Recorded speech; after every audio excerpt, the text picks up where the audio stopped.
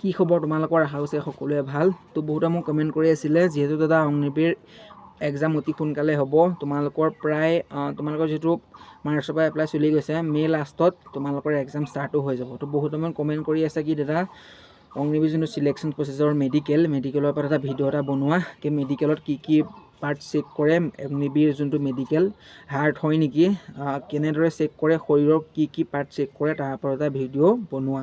তোমালোকক মই অতি ভালদৰে বুজাই দিম যে আমাক কেনেদৰে মেডিকেল কৰিছিলে, ঠিক আছে, আমাক কেনেদৰে মেডিকেল কৰিছিলে। আৰু বহুতে তোমালোকক ভয় খুৱাই থাকিব যে মেডিকেলত এনেকৈ পাৰ্ট চেক কৰে, এনেকৈ ৰিজেক্ট হ'বা। তো মোৰো আগতে তেনেকুৱা হৈছিলে, ঠিক আছে, মোৰ দাঁতৰ প্ৰব্লেম আছিলে।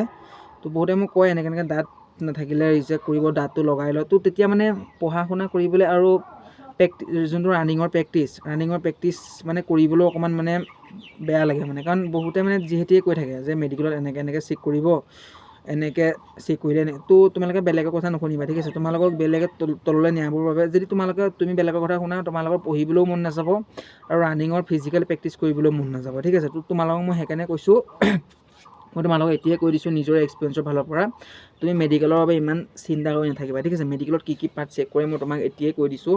আৰু তুমি বেলেগৰ কথাবোৰ শুনি মানে প্ৰেক্টিছ নকৰাকৈ নাথাকিবা, ঠিক আছে। বেলেগে তোমাক ঢেৰ ক'ব, ফিল্ডলৈ গৈ যাৰ তাৰে কথা নুশুনিবা, নিজৰটো শুনা আৰু নিজৰ মতে তোমালোকে প্ৰেক্টিছ কৰি যোৱা, ঠিক আছে। প্ৰথমতে তোমালোকৰ এক্সাম হ'ব, তাৰপিছত তোমালোকৰ ফিজিকেল আৰু মেডিকেল হ'ব। যোনবোৰ ল'ৰা ফিজিকেলত পাছ কৰে পিছদিনাখনি সিহঁতৰ মেডিকেল হয়, ঠিক আছে। আমাক কেনেদৰে মেডিকেল পাৰ্ট চেক কৰিছিলে মোৰ নিজৰ এক্সপিৰিয়েঞ্চৰ ফালৰ পৰা তোমালোকক কৈছোঁ।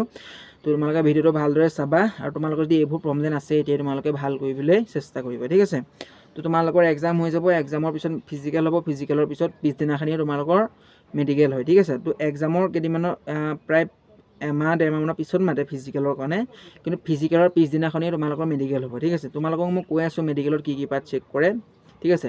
তোমালোকক শ্লিপ দি দিব, তোমালোকৰ ৰিপৰ্টিং টাইম দি দিব, কিমান টাইমত তোমালোকে ৰিপৰ্টিং কৰিব লাগিব, আৰু সেইটো টাইমত তোমালোকে গৈ মানে ৰিপৰ্টিংটো কৰিব লাগিব, ঠিক আছে। তাত তোমালোকক প্ৰথমত তোমালোকে অকল তোমালোকৰ যোনবোৰ কাপোৰ পিন্ধি যাব সেইবোৰ খুলিবলৈ দিব, কিন্তু প্ৰথম অৱস্থাত তোমালোকক এটা দীঘলীয়া লাইন কৰাব, বহুতো লাইন কৰাব, তোমালোক কেণ্ডিডেট চাই লাইন কৰাব, ঠিক আছে। তো তোমালোকৰ লাইন কৰাৰ পিছত তোমালোকক অকল মানে গম পোৱাই জাঙিয়া পেণ্টটো পিন্ধি তোমালোকক মেডিকেল কৰাব, লাইন কৰাব। তাৰপিছত তোমালোকৰ ভাগ থাকে, কিছুমান প্ৰায় 6-7মান গ্ৰুপ থাকে, প্ৰায় চবৰে মেডিকেল অফিচাৰ বেলেগ বেলেগ থাকে। চবে মানে তোমালোকৰ প্ৰতিটো পাৰ্ট মানে এজনে চেক নকৰে, এজনে অলপ কৰিব আকৌ সিজনলৈ চেক কৰে, আৰু সিজনে যোনখিনি চেক কৰি আছিলে মানে পঠিয়াই দিয়ে। তোমালোকৰ মানে এজনেই চব শৰীৰৰ প্ৰতিটো পাৰ্ট চেক নকৰে, বেলেগ বেলেগ মেডিকেল অফিচাৰ থাকেতো, বেলেগ তোমালোকৰ বেলেগ পাৰ্ট চেক কৰিব, ঠিক আছে। প্ৰথমত তোমালোকৰ শৰীৰটো গৰম কৰি ল'ব, ঠিক আছে। তোমালোকে এটা গ্ৰুপত পাই 22জন 20জন তেনেকৈ দিয়ে। তো ভাগ হিচাপত তোমালোকৰ মেডিকেল কৰিব, ঠিক আছে। প্ৰথমে তোমালোকৰ শৰীৰটো গৰম কৰিব, শৰীৰটো গৰম কৰি তোমালোকৰ যোনবোৰ শিৰ, তোমালোকৰ ভেৰিকছ ভেইন বুলি কয়, তোমালোকৰ ভৰিৰ পিছফালে যোনবোৰ অকোৱা পকোৱা শিৰ থাকে, ঠিক আছে, অকোৱা পকোৱা শিৰবোৰ থাকিলে এডাল দুডাল থাকিলে একো নহয়, ঠিক আছে। আমাৰো পইণ্ট দিছিলে, এডাল আছিলে, কিন্তু পিছত আকৌ ৰিমেডিকেল দিছিলে, ৰিমেডিকেলত আকৌ পাছ হৈ গৈছে। তো তোমালোকৰ যদি একে জেগাতে থোপ খাই বহুত থাকে, তেতিয়া মানে ৰিমেডিকেল ৰিজেক্ট হোৱাৰ চান্স থাকে। যদিও ৰিমেডিকেল দিয়ে, ৰিমেডিকেলতো মানে ৰিজেক্ট কৰি দিয়াৰ চান্স থাকে। তো তোমালোকৰ যদি শিৰ আছে, ইমান ভৰিৰ প্ৰেক্টিছ নকৰিবা, নৰ্মেল ৰানিং কৰি থাকিবা, মানে এক্সিলেণ্ট টাইমিঙৰ বাবে ভৰিৰ প্ৰেক্টিছ ইমান নকৰিবা, চিনাপ কৰিবা, সেইবোৰ কৰিবা, কিন্তু ভৰিৰ প্ৰেক্টিছ ইমান নকৰিবা, কাৰণ তোমালোকৰ যদি শিৰ ওলাই আছে, ভৰিৰ প্ৰেছাৰ দিলে মানে বেছিকৈ শিৰবোৰ ওলাই যাব, ঠিক আছে।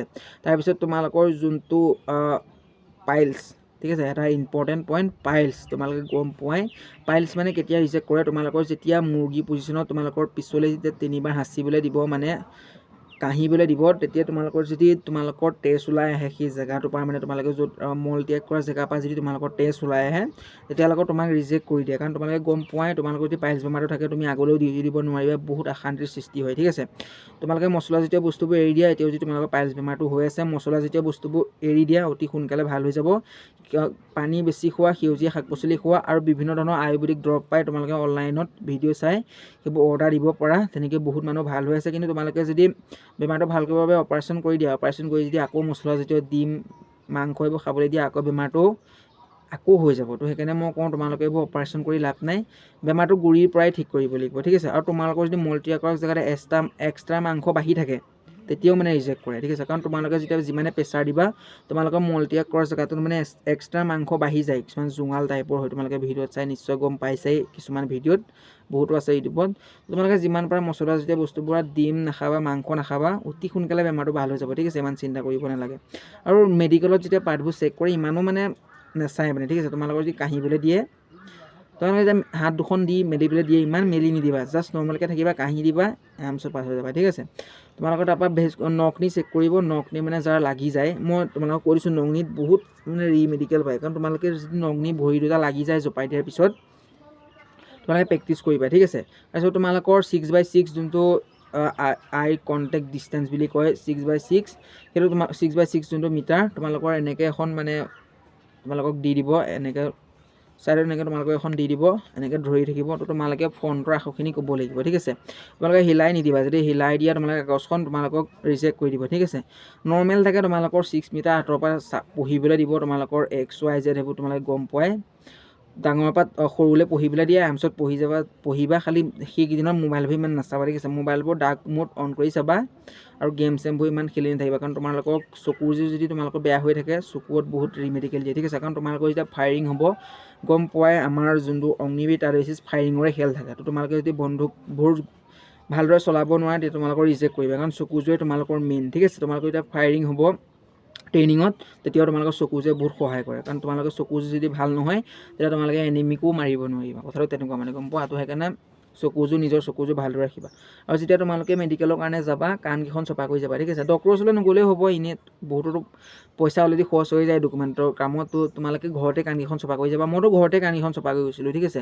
তোমালোকৰ মেইন পাৰ্ট সেইবোৰে চাই, পাইলছ চাই, তোমালোকৰ ভেৰিক'জ ভেইন, কাণ চকু সেইবোৰে মেইন চাই, বেলেগ ইমান হাৰ্ড নাচায় ঠিক আছে। তোমালোকৰ চকুযোৰ আৰু এডাল তোমালোকৰ পেঞ্চিল দি দিব ইফালে সিফালে এনেকৈ ঘূৰাব লাগে যে, তো সেইডালৰ মতে চকুযোৰ ঘূৰাই যাবা, আৰামছত পাছ হৈ যাবা ঠিক আছে। তোমালোকৰ কাণকেইখন চফা কৰি যাবা, আৰু ইমানো মেডিকেল হাৰ্ড নহয় আগৰ লিখীয়া ঠিক আছে। তোমালোকৰ মেইন প্ৰাইভেট পাৰ্ট সেইকেইটাই চাই, বাকী তোমালোকৰ কাণকেইখন চফা কৰি যাবা, আৰু ইমান নাচায়। চেষ্ট সেইবোৰ চবৰে থাকেই, চেষ্ট তোমালোকৰ আৰামছত পাছ হৈ যাবা ঠিক আছে। সেইবোৰ আগদিনাখনি জোখে, মেডিকেলত তোমালোকৰ চেষ্ট সেইবোৰ জুখি নাথাকে।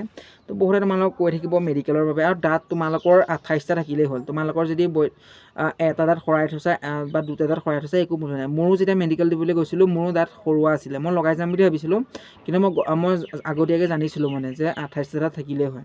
তো 32টাৰ ভিতৰত যদি তোমালোকৰ 28টা দাঁত আছে, বাকী যদি তোমালোকৰ দুটা দাঁত সৰাই থৈছা বা দুটা দাঁত পোকে খাই আছে একো নাই ঠিক আছে। তোমালোকৰ টোটেল 28টা দাঁত থাকিলেই হ'ল, আৰামছত পাছ হৈ যাবা ঠিক আছে। তো ভিডিঅ'টো ইমানেই আছিলে, মেডিকেলৰ বাবে ইমান চিন্তা কৰি নাথাকিবা। বহুতে মোক মেডিকেলৰ তোমালোকে বেলেগে যিহে তিহে ক'ব ৰিজেক্ট হ'বৰ কাৰণে, তোমালোকক নিগেটিভ পইণ্ট নানিবা। ভিডিঅ'টো যিমান পাৰা